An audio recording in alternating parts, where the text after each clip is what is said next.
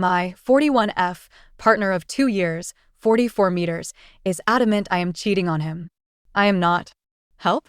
Just a bit of context. We've been together for 2 years. He has 2 kids. I have 1 kid, irrelevant to this story. We live apart. I bought a home a few months before we started dating, and are together only when our kids are with their other parent. He's the guy that has treated me the best of all my relationships, and I love him dearly. I'm a chronically anxious and stressed person, and he's absolutely my peace, but today he sucker punched me with this. He's absolutely convinced I'm cheating on him. The reason he suddenly started thinking this is because 2 days ago I wanted to show him something on my phone. There was an irrelevant tab opened, my Hotmail account that is full of spam. Had this account for the past 24 years, but mostly use my Gmail. He saw, quickly in passing, that there was a folder with a man's name, let's say, James. I don't remember the purpose of this folder. It's empty, haven't touched it in 15 years. No idea why it exists. It was probably useful at some point, but no idea. Well, now he's convinced that. I closed the tab too quick. I was acting weird and nervous and suspicious. This means I've cheated or I am actively cheating. That's his perspective.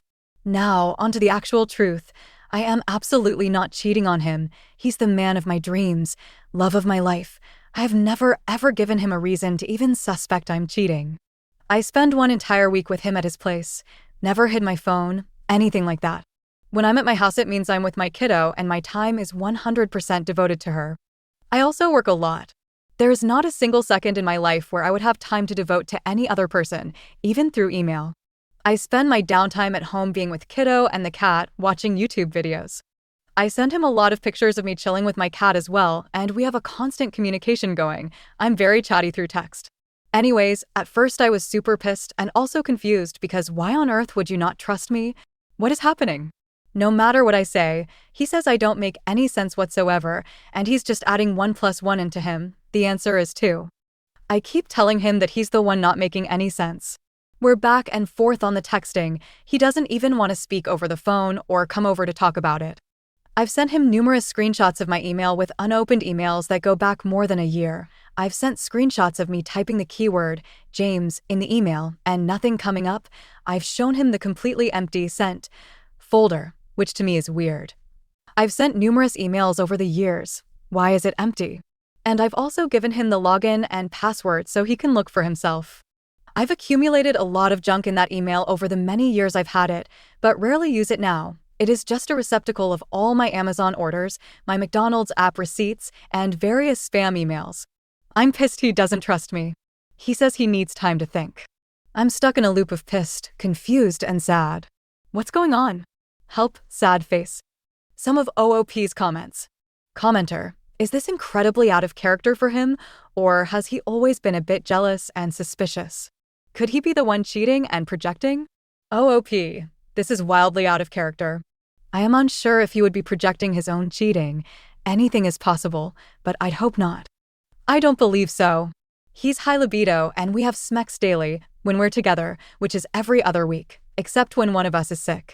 I give him everything he needs in that department and all the other departments as well. We take good care of each other typically.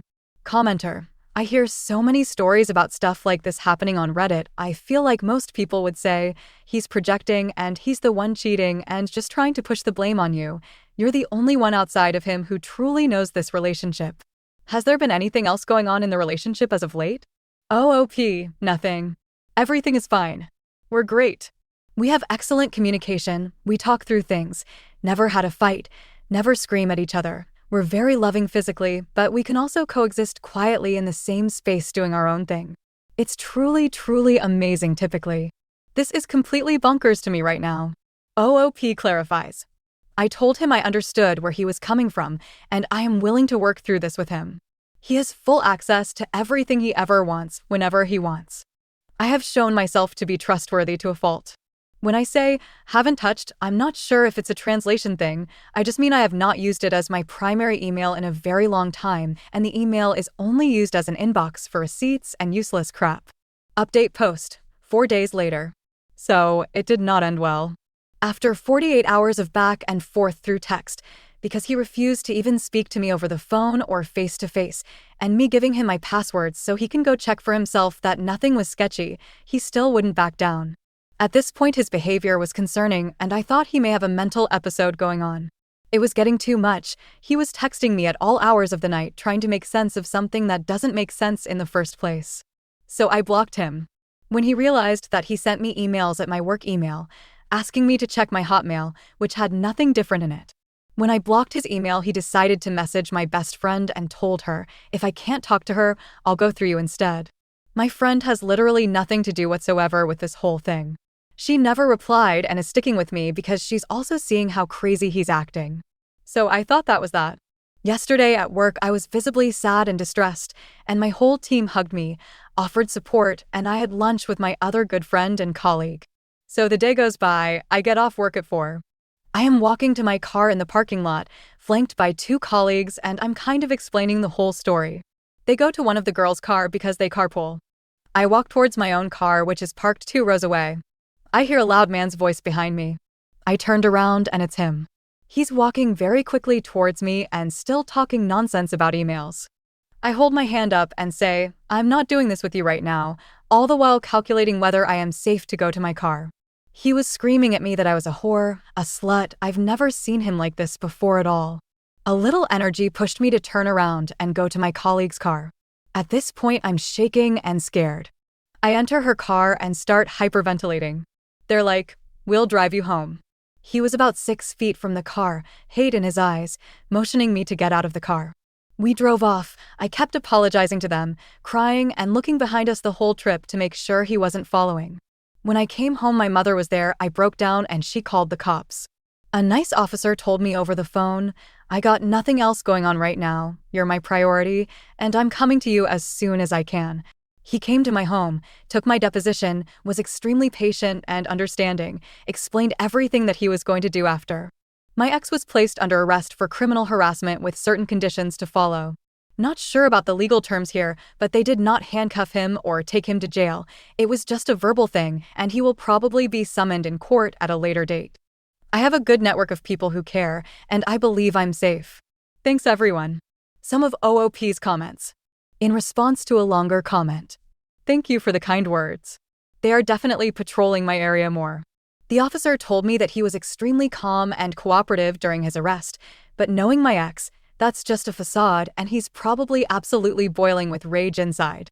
I have some peace of mind where I know he cannot contact me, directly or indirectly, and cannot be at my home or place of employment.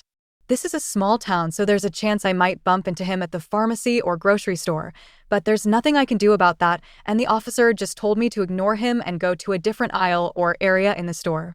It will take a very long time for me to get through this. I'm a slow healer. But time heals all wounds, does it not? Commenter. Just because they have MH issues, clearly here, it doesn't mean you have to feel 1 ounce of sympathy or guilt because whatever is going on. It's destroyed any chance of them being allowed in your life anymore. OOP, thank you. I needed to hear this. I am angry at him, but sometimes during the day I have small bouts of thoughts like, did I overreact? Am I being too harsh with having him arrested? And I have huge regrets about it. But then I realize, hey, the actual officer of the law told me he had enough motive to literally arrest him, so I'm doing the right thing. Is it a brain tumor? Yep, some tumors can change a person's personality drastically. Sadly, this isn't the case here. He's a drug addict, and uses multiple times a day, which leads me to think that's where his little mental episodes stemmed from. Commenter, but knowing my ex, that's just a facade and he's probably absolutely boiling with rage inside. Can you talk about this a little more? In your OP, you describe him only using positive traits, but if you know he's probably absolutely boiling with rage inside, that speaks to you knowing he has a temper. I'm not asking to be snarky, but it may be helpful to see if his behavior is not as out of character as you initially thought. OOP, I understand what you mean. Yes, he did have a temper, but never, ever directed at me personally. Usually, he would be mad at the mother of his children for mishandling a situation regarding the kids and would go on a rant about how much of a cunt she is. But towards me, the sweetest guy there ever was. I guess I didn't think that it would happen to me, but isn't that how it usually goes? Never thought I'd be on the receiving end of it. Mini update, same post, a few hours later. Edit, I just had a 2-hour conversation with his ex. Let's call her Jess, not the mother of his kids, but the girl he dated between the kids' mother and me. A very interesting conversation. She has lived exactly the same situation as me, minus the calling the cops. She told me he was ultra-controlling, physically and verbally abusive to his 2 sons, a bad drug habit, an unhealthy/borderline inappropriate relationship with the mother of his children, and he was psychologically and sexually abusive towards Jess. She told me he used to put her on a pedestal, same as me, but he had a lot of behavior problems that I've noticed but chose to ignore just because I loved him so much. I hope he gets the help he needs. Mini update, same post. Next day. Edit 2. He's following me. Saw him twice today where he shouldn't have been. Documented that to the police station.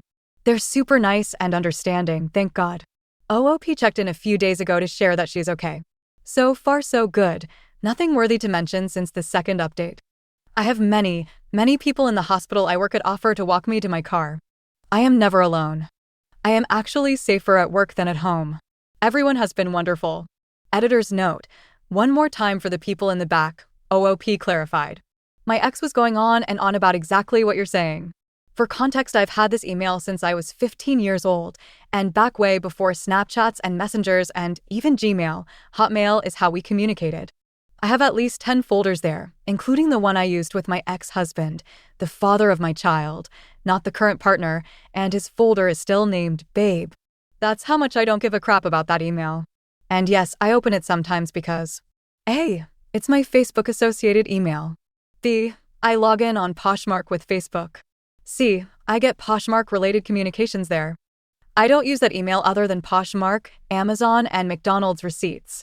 So yes, sometimes it is logged in, but I haven't sent an actual email from there in years. And the mysterious James could have easily been either a young fling or a client when I was a wedding photographer. Seriously, no idea.